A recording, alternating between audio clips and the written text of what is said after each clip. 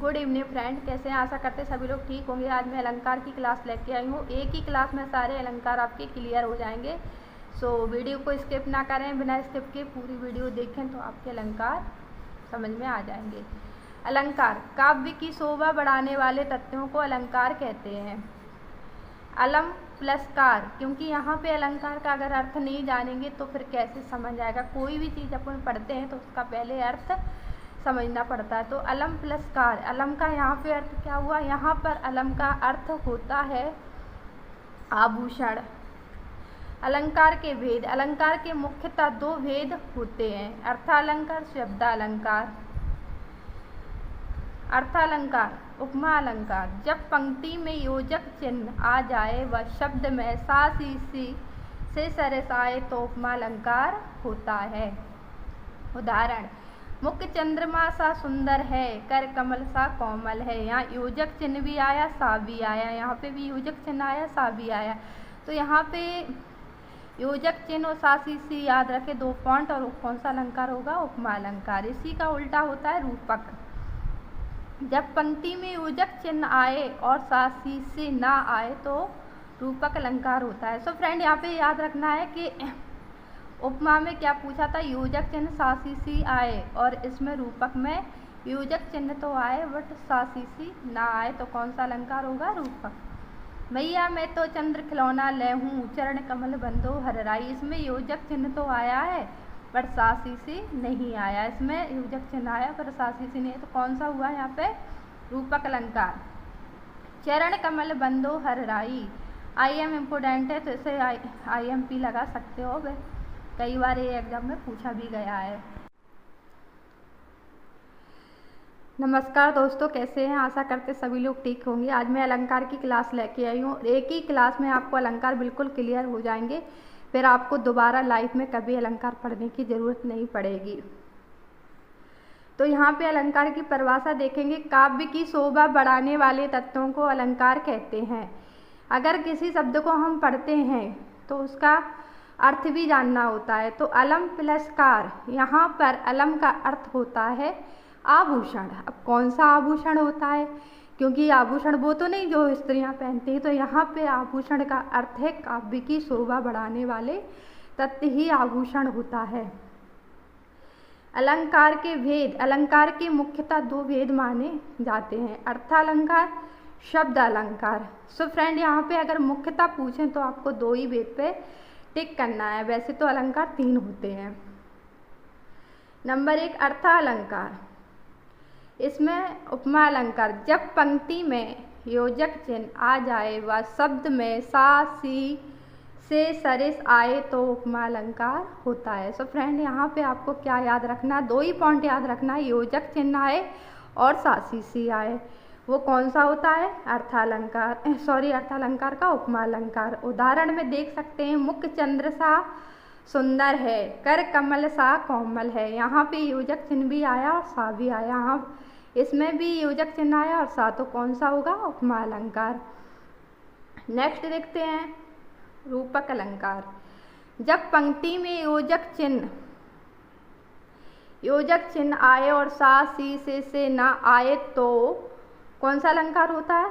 रूपक अलंकार। यानी कि जब पंक्ति में योजक चिन्ह आए और सा सी ना आए तो कौन सा चिन्ह होगा? रूपक अलंकार। मैया मैं तो चंद्र खिलौना ले हूँ, चरण कमल बंदो हरराई। यानी कि आई इम्पोर्टेंट है, कई बार एग्जाम में आ चुका है, चरण कमल बंदो हरराई। तो फ्रेंड, इसमें रूपक अलंकार होगा क्योंकि इसमें योजक चिन्ह आया है, बट इसमें सा सी से सब नहीं आया है। उत्प्रेक्षा अलंकार, ट्रिक, मनु जनुहु मानुहु, मानो जानो जोई तोई आए तो उत्प्रेक्षा अलंकार होता है। तो फ्रेंड, यहाँ पे इस प्रकार आप देख सकते हैं। उदाहरण में नेत्र मानो कमल है, यानी कि यहाँ पे कौन सा? मानो आ गया, तो कौन सा हुआ यहाँ पे? उत्प्रेक्षा अलंकार। अतिशयोक्ति अलंकार, जब किसी बात का वर्णन बहुत बढ़ा चढ़ाकर किया जाए तब वहाँ अतिशयोक्ति अलंकार होता है। यहाँ पे क्या बात की जा रही? किसी बात को बहुत बड़ा चढ़ाकर कर दिया जाए तो वहाँ पे कौन सा होता है, अतिशयोक्ति अलंकार। जैसे कि राणा ने सोचा इस पार तब तक चेतक था उस पार, क्योंकि यहाँ पे राणा ने सोचा, जभी तक सोच ही पाए तब तक चेतक कहाँ था, उस पार। तो यहाँ पे क्या हुआ, बात को बड़ा चढ़ाकर की गई। तो कौन सा अलंकार हुआ, अतिशयोक्ति। मानवीकरण अलंकार, जब प्राकृतिक चीजों मानवीय भावनाओं के का वर्णन हो तब वहाँ मानवीकरण अलंकार होता है। यानी कि जब प्राकृतिक चीजों व मानवीय भावनाओं के होने का वर्णन हो तब वहाँ मानवीकरण अलंकार होता है।